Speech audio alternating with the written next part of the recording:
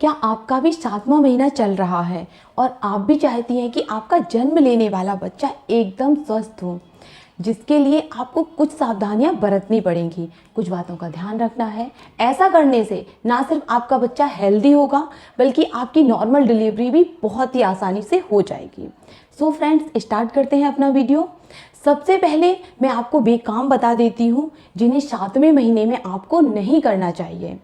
गर्भावस्था के 7वें महीने में आप किस तरीके से सोती हैं, यह बात बहुत ज़्यादा मायने रखती है। यदि आप गलत अवस्था में सोती हैं तो इससे आपके बच्चे को दिक्कत हो सकती है।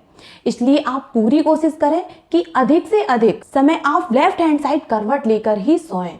अगर आप उल्टे हाथ की ओर करवट लेकर सोती हैं तो इससे आपके बेबी को प्रॉपर तरीके से ऑक्सीजन मिलता है और बच्चे तक ब्लड फ्लो भी सही होता है, जिससे आपके बच्चे का विकास बहुत ही अच्छे से होता है।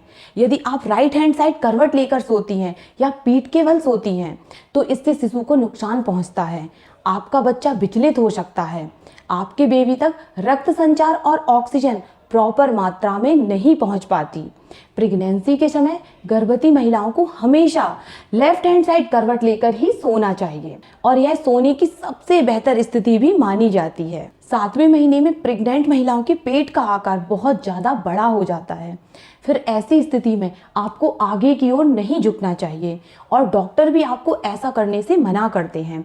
यदि आप आगे की ओर झुककर काम करती हैं तो इससे आपके पेट पर यानी कि गर्भाशय पर दबाव पड़ता है, जो कि आपके बच्चे के लिए बहुत ज़्यादा खतरनाक हो सकता है। और यदि आपको आगे झुककर कोई काम करना है तो फिर आप आहिस्ता आहिस्ता झुककर दोनों पैरों को मोड़कर आराम से किसी चौकी या चेयर पर बैठकर धीरे धीरे उस काम को कर सकती हैं, लेकिन एकदम से आपको आगे की ओर नहीं झुकना है और ना ही अधिक देर तक पेट पर दबाव डालते हुए कोई भी काम करना है। गर्भावस्था के समय अधिक स्किन केयर प्रोडक्ट का प्रयोग प्रेग्नेंट महिलाओं को नहीं करना चाहिए, क्योंकि स्किन केयर प्रोडक्ट में एसिड और कई केमिकल मिलाए जाते हैं।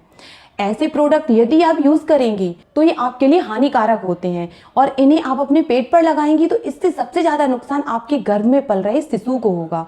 बच्चे के विकास में बाधा आती है और बच्चा अस्वस्थ रहता है। प्रेगनेंसी के समय जितना हो सके स्किन केयर प्रोडक्ट को लगाने से बचना चाहिए। प्रेगनेंसी के समय पर ज़्यादा तनाव नहीं लेना चाहिए, क्योंकि इस दौरान आप जैसा महसूस करती हैं वैसा ही आपका बच्चा भी महसूस करता है। यदि आप टेंशन लेंगी, डिप्रेशन में चली जाएंगी तो इसका ना सिर्फ आपकी सेहत पर बल्कि बच्चे की हेल्थ पर भी बुरा असर पड़ेगा। उसकी समय से पहले डिलीवरी हो सकती है और समय से पहले लेबर पेन भी आ सकते हैं। इसलिए आप गर्भावस्था के समय हमेशा खुश रहें। चलिए, तो अब मैं आपको बता देती हूँ कि प्रेगनेंसी के 7वें महीने में शिशु का कितना विकास हो चुका होता है। इस समय तक शिशु का वजन 1.5 किलो और लंबाई 17 इंच हो चुकी होती है।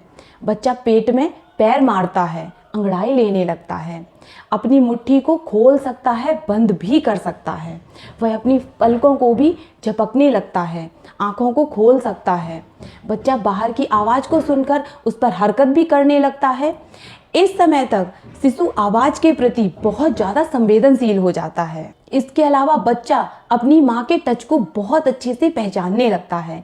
एक रिसर्च से यह पता चला है कि जो महिलाएं 7वें महीने में अपने पेट को सहलाती हैं, शिशु से बातें करती हैं, अपने बच्चे को कहानी सुनाती हैं, लोरी सुनाती हैं, तो ऐसे बच्चे तेज दिमाग वाले होते हैं, उनका IQ लेवल भी ज़्यादा होता है। फ्रेंड्स, अब मैं आपको 7वें महीने में कुछ और भी लक्षण दिखाई देते हैं, उनके बारे में बता देती हूँ। पैरों में सूजन आना। प्रेगनेंसी के 7वें महीने में यह लक्षण अक्सर महिलाओं में दिखाई देता है, क्योंकि इस समय तक ब्लड का फ्लो बहुत ज़्यादा तेज हो जाता है। अधिक ब्लड फ्लो की वजह से प्रेगनेंसी के 7वें महीने में हाथों पैरों में सूजन आना एक नॉर्मल बात है, लेकिन यदि आपके चेहरे पर सूजन आने लगती है तो इसे आप इग्नोर मत करें। तुरंत जाकर आपको डॉक्टर से कंसल्ट करना है, क्योंकि यह एक गंभीर समस्या भी हो सकती है।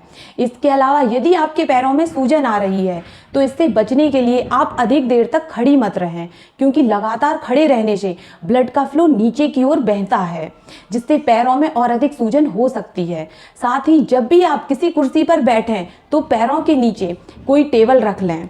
पैरों को लटकाकर नहीं बैठना चाहिए। इसके बावजूद भी आपके पैरों में सूजन बढ़ती जा रही है तो फिर आप डॉक्टर से जाकर सलाह लें। कमर में दर्द रहना, गर्भावस्था के 7वें महीने में आपके शरीर का वजन काफ़ी बढ़ जाता है, जिसकी वजह से आपकी पीठ में दर्द की समस्या हो सकती है। अधिक वजन बढ़ने से आपके जोड़ों पर प्रेशर पड़ता है, आपके मसल्स को ज़्यादा काम करना पड़ता है, जिसके कारण आपको कमर में दर्द महसूस होने लगता है। यदि ज़्यादा देर तक खड़े रहने की वजह से या अधिक समय तक बैठने के कारण आपकी कमर में दर्द हो रहा है तो यह एक नॉर्मल बात है। लेकिन आपकी कमर में बहुत ज़्यादा दर्द हो रहा है तो फिर आप इसके विषय में एक बार जाकर अपने डॉक्टर से ज़रूर सलाह लें, उन्हें ज़रूर बताएं। स्तनों से रिसाव होना, गर्भावस्था की दूसरी तिमाही में स्तनों से रिसाव होना शुरू हो जाता है। यह गाढ़ा और पीले रंग का पदार्थ होता है जिसे कोलेस्ट्रम कहते हैं। यह रिसाव दिन में किसी भी टाइम हो सकता है।